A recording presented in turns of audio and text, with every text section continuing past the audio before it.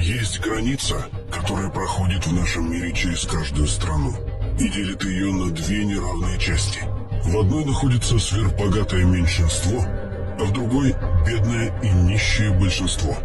Эта незримая граница часто становится видимой и даже осязаемой. Но что именно ее создает? Почему одни крайне бедны, а другие сказочно богаты? Главный источник богатства – средства производства. Фабрики, заводы, сельхозугодья, карьеры и нефтяные вышки. Но сами по себе предприятия без людей, которые на них работают, не могут быть источником прибыли. Богатство создают своим трудом наемные работники. Плоды их труда присваивает себе владелец предприятия. Работникам достается лишь подачка в виде зарплаты. Именно институт частной собственности на средства производства делит общество на два основных класса. Первый – капиталисты, те, кто владеет крупными предприятиями, банками и торговыми сетями.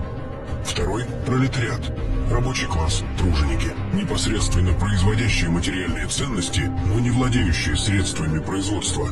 В широком смысле пролетариат – это все, кто работает по найму и занят трудом, приносящим прибыль частному собственнику. Конечно, существует и мелкая буржуазия, так называемый малый бизнес. Однако эта социальная группа крайне неустойчива. Маленькие хозяйчики постоянно балансируют на грани разорения, часто теряют свое небольшое дельце и пополняют ряды пролетариев. Единицам из тысяч удается остаться на плаву и начать паразитировать на чужом труде. Часть творческой и технической интеллигенции получает более высокие гонорары. Она выполняет роль своеобразных надсмотрщиков и проводников идей, которые выгодны крупному капиталу. Но в большинстве своем интеллигенция, врачи, учителя, технические специалисты живет от зарплаты до зарплаты, как и все остальные трудящиеся. Даже формально государственные предприятия работают по сути как частные фирмы и нацелены исключительно на извлечение прибыли. Их рядовые сотрудники зарабатывают немного, в то время как топ-менеджеры получают баснословное вознаграждение. Да и само государство со всеми его институтами на деле принадлежит правящему классу. Неважно при этом, что провозглашены равные права для всех. В конечном итоге только количество денег на счету гражданина определяет условия его жизни, качество образования и медицинской помощи. В России 21 миллион человек живет за чертой бедности. Каждый четвертый ребенок нищий. По данным исследований, 75% россиян не хватает денег до зарплаты. У населения колоссальные долги по кредитам и коммунальным платежам. При этом страна может похвастаться десятками постоянно богатеющих долларовых миллиардеров. 3% наиболее обеспеченных граждан Российской Федерации принадлежит приблизительно 90% всех денег в стране. Разрыв между доходами бедных и богатых увеличивается в большинстве стран планеты, а то, что называют средним классом, стремительно исчезает. Это общемировая тенденция.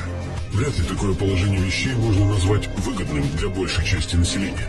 Как же угнетателям удается удерживать свое господство в обществе? Мы уже отметили, что правящему классу принадлежит государственная машина. Его власть удерживается законами и силовыми структурами. Так называемые свободные выборы, по большому счету, лишь формальность. Крупный капитал, опираясь на финансовый и административный ресурс, легко приводит в парламент и органы государственного управления своих ставленников. Однако всего этого для удержания власти недостаточно.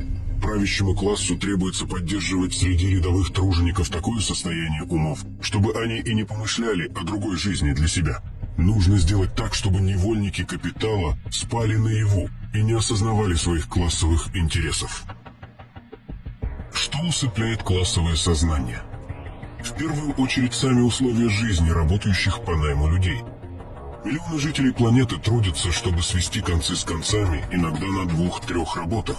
У них зачастую не остается ни времени, ни сил для размышлений о своем положении.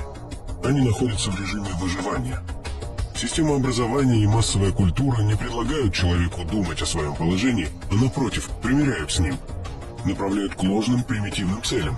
Не ломай голову, приспосабливайся, потребляй, развлекайся, забудься. Они воспитывают благоговение перед богатством и частной собственностью. Человек не знает или не предполагает другого пути общественного развития. В системе социальных отношений для него есть только наемный раб и наниматель-рабовладелец. То, что средства производства могут находиться в общественной собственности, а труд можно организовать без эффективного менеджера, он себе не представляет.